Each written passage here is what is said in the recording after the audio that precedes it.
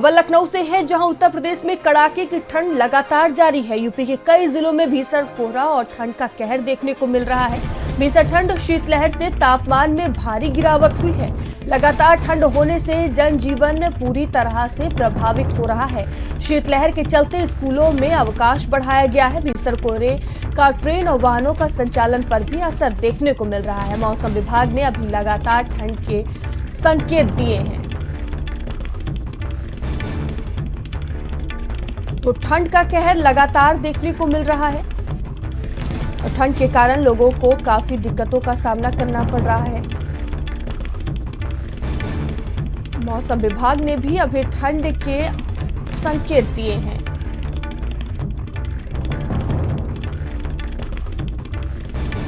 तो ठंड का कहर आगे भी देखने को मिल सकता है। मौसम विभाग की तरफ से कहा गया है, यूपी के कई जिलों में भीषण ठंड ये देखने को मिल रही है।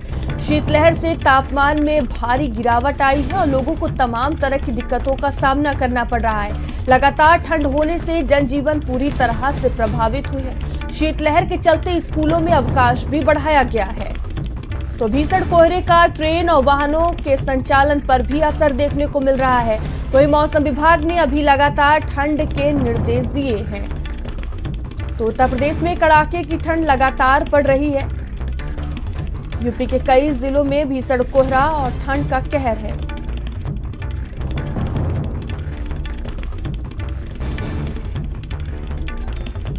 तो लगातार ठंड होने से जनजीवन प्रभावित हो रहा है। तो देखिए, ठंड का ये कहर देखने को मिल रहा है। शीतलहर के चलते स्कूलों में अब अवकाश भी बढ़ा दिया गया है और ठंड अभी और भी ज्यादा सता सकती है। मौसम विभाग की तरफ से लगातार ये संकेत दिए जा रहे हैं।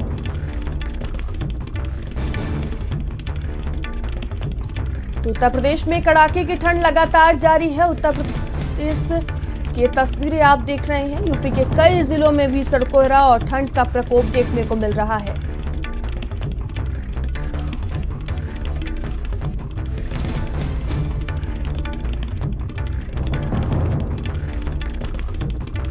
तो शीतलहर के चलते स्कूलों में अब अवकाश भी बढ़ा दिया गया है। भीषण कोहरे का ट्रेन और वाहनों के संचालन पर भी असर देखने को मिला है।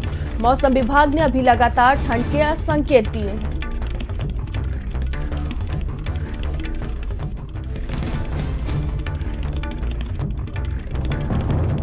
तो कड़ाके की ये ठंड देखने को मिल रही है। तस्वीरें आप देख सकते हैं, कोहरा छाया हुआ है और इससे लोगों को तमाम तरह की दिक्कतों का सामना भी लगातार करना पड़ रहा है।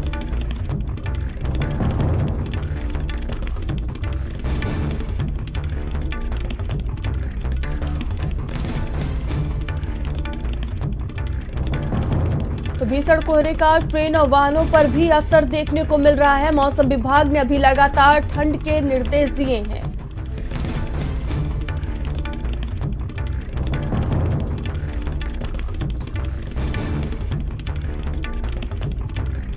तो अलग अलग जिलों से हमारे सहयोगी जुड़ चुके हैं। बता दें कि लखनऊ से अहमद हमसे जुड़ चुके हैं और दिल्ली से दीपक और अयोध्या से संदीप हमसे जुड़े हुए हैं। सबसे पहले मैं आपके पास आऊंगी अहमद। देखिए, लगातार ठंड का प्रकोप देखने को मिल रहा है। मौसम विभाग की तरफ से कहा गया है कि ये ठंड आगे और भी सता सकती है। बिल्कुल मयूरी, देखिए अभी ठंड से फिलहाल लोगों को किसी भी तरीके की राहत मिलती हुई नज़र नहीं आ रही है। अगर हम लोग बात करें लखनऊ की, तो उत्तर प्रदेश की राजधानी में भी इस वक्त ठंड जो है वो अपनी चरम सीमा के ऊपर है। लगातार जो ठंड है उसकी वजह से तमाम जो 8वीं तक के स्कूल हैं वो भी बंद कर दिए गए हैं। लगातार डीएम को छुट्टियां बढ़ाना पड़ रही हैं, क्योंकि जो ठंड है वह जो सर्दी का मौसम जो है वो कहीं ना कहीं उसमें इजाफा होता जा रहा है और जो बर्फीली हवाएं हैं उससे लोगों का जीना मुहाल हो गया। हम आपको लखनऊ की कुछ तस्वीरें दिखाएं कि इस वक्त सुबह का वक्त हो गया है और लेकिन आप देखिए जो कोहरे का जो आलम है वो बिल्कुल साफ। देखिए, जो सड़कें हैं वो पूरे तरीके से कोहरे से ढकी हुई हैं। हालांकि जो विजिबिलिटी है वो सामान्य से बहुत कम हो गई है। जो वाहन हैं वो धीरे धीरे चल रहे हैं। कोहरे की वजह से जो तमाम ट्रेनें हैं वो भी कहीं ना कहीं लेट हैं और जो विमान की जो सेवाएं हैं वो भी प्रभावित हो रही हैं। और लगातार जिस तरीके से जो ठंड का प्रकोप है वो कहीं से अभी फ़िलहाल कम होने का नाम नहीं ले रहा है और खुद सरकार ने भी इसको लेकर तमाम बंदोबस्त किए हैं कि किसी भी तरीके की गरीबों को, ज़रूरतमंदों को परेशानी ना होने पाए, जिसको लेकर तमाम रैन बसेरे बनाए गए हैं, कंबल वितरण हो रहा है। तमाम अधिकारियों को निर्देशित किया गया है कि किसी भी तरीके की लोगों को दिक्कत ना होने पाए। लेकिन जो मौसम का कहर है वो अभी फ़िलहाल किसी भी तरीके की राहत देने के लिए तैयार नहीं है, और लगातार जो कहीं ना कहीं ठंड है वो लोगों के ऊपर अपना कहर बरपा रही है। फिलहाल अभी जो लखनऊ का मौसम है वो भी ठंडा बना हुआ है। 8वीं तक के जो स्कूल हैं वो भी डीएम ने अभी 13 तारीख तक बंद कर दिए हैं, और बताया जा रहा है, अगर हम लोग मौसम विभाग की बात करें तो मौसम विभाग का भी साफ कहना है कि अभी कुछ दिन तक कहीं ना कहीं जो ठंड का ये प्रकोप है यह भी जारी रहेगा, और लोगों को ठंड से बचकर रहने की सलाह भी मौसम विभाग ने दी है।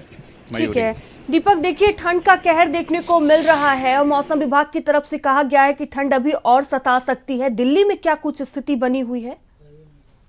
जी बिल्कुल, बता दें आपको कि जाहिर सी बात है, जनवरी का महीना है तो ठंड कहीं ना कहीं रहेगा ही रहेगा। लेकिन जिस तरह से कोहरे का कहर और शीतलहर बरकरार है, उससे कहीं ना कहीं सबसे ज्यादा जो प्रभावित हुआ है वो यातायात ही प्रभावित हुआ है। क्योंकि जो सुबह का जो समय होता है वो ऑफिस का समय होता है, लोग अपने घर से बाहर निकलते हैं, और सुबह का जो विजिबिलिटी रेट होता है मैक्सिमम 50 से 100 मीटर का विजिबिलिटी रेट होता है, जिससे भारी जाम देखने को मिल रहा है। वहीं हम ट्रेन यात्रा की बात करें तो तकरीबन आज जो दिल्ली पहुंचने वाली ट्रेनें हैं वो 22 से अधिक जो ट्रेनें हैं वो निर्धारित समय से देरी से चल रही है। वहीं हवाई यात्रा की बात करें तो टोटल 90 से जो अधिक हवाई यात्रा है वो निर्धारित समय से देरी से उड़ान भरने के लिए मजबूर हो चुकी है। लेकिन जिस तरह से लगातार जो शीतलहर बरकरार है और लोगों को जो दिक्कतें झेलनी पड़े वो काफी चिंतनीय है, क्योंकि जो पहाड़ी इलाके हैं वहां पे बर्फबारी होने की वजह से जो निचली इलाका है उसमें कहीं ना कहीं ठंड का और शीतलहर का कहर पिछले कई दिनों से बरकरार है।